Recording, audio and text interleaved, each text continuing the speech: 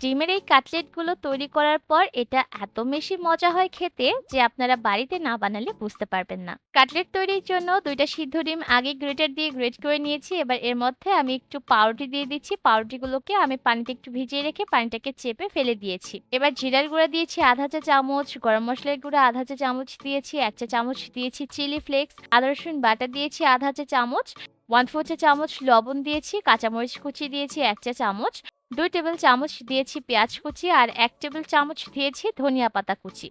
এবার সবগুলোকে একসাথে খুব ভালোভাবে মাখিয়ে নিচ্ছি। মাখিয়ে নেওয়া হয়ে গেলে বাটিটাকে একটা সাইডে রেখে দিয়েছি। এবার আরো একটা বাটির মধ্যে একটা ডিম ভেঙে নিয়েছি। এর মধ্যে সামান্য একটু লবণ দিয়ে ডিমটাকে ভালোভাবে ফেটিয়ে নিয়েছি।